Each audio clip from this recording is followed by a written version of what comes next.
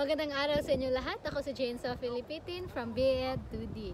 At kasama ko ngayon si Krisha Gala at ako po ay 22 years old at nakatira po ako sa Barangay Maslog sa Danao City. Okay. So ngayon meron kami inihandang katanungan sa inyo, Miss Krisha Gala, at sana po ay Kinagagala ko yan. sige. Una, ano ang mga paghahanda na iyong ginawa noong nalaman mo na may paparating na bagyo? Nung una is nag po ako ng mga source, ng mga legit na source if ano talaga yung bagyong Tino. Ganun. Inano ko talaga yun. Tapos may mga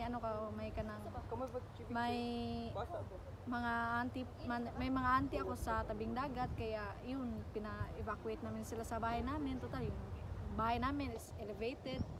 Hindi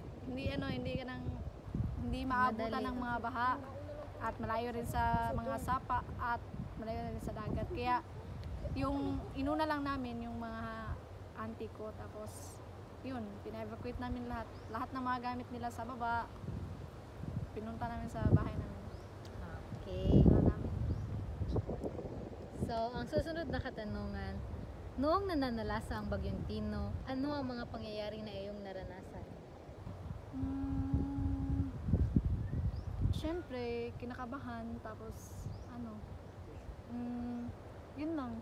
Kasi malayo lang naman kami sa dagat at malayo rin sa bridge, kaya pero hindi pa rin ako nagpapakampante.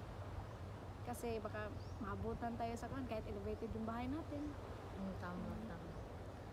Sige. Pagkatapos ng bagyo, ano ang inyong ginawa upang makabangon sa trahedya? First ay yung papa ko po ay malapit siya sa puso, sa taga Pasil, yung sa Area kung saan maraming tapos yung ibang gamit namin, like mga di namin nagagamit, 8 a.m. at that time sa bagyong Tino, 8 a.m. ongoing yapon yung bagyo, malakas pa rin. Tapos yung mga agos ng tubig is grabe, sumaragas na talaga.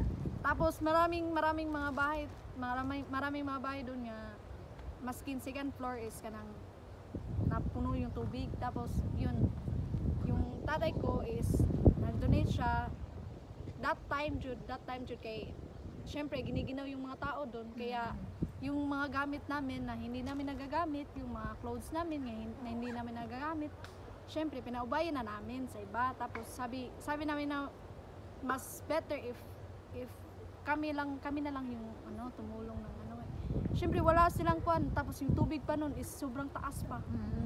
Kaya yun, tinulungan namin yung mga taga-Pasil doon tatay, kay malapit yun sa pulso ng tatay ko. Kaya yun. Sige. Mayroon bang tulong na naibigay sa inyo ang gobyerno para sa inyong pagsisimula? Actually, hindi naman kami nangangailangan ng tulong. Tapos yung government kasi is may binibigay. Tapos yung binibigay sa amin, ibibigay namin sa iba. Wow. Yun yung namin. Kasi ako sa government is part din ako sa government. Tapos may ayuda din kami. Tapos yung ayuda na para sa akin is binigay ko na sa iba. Yun.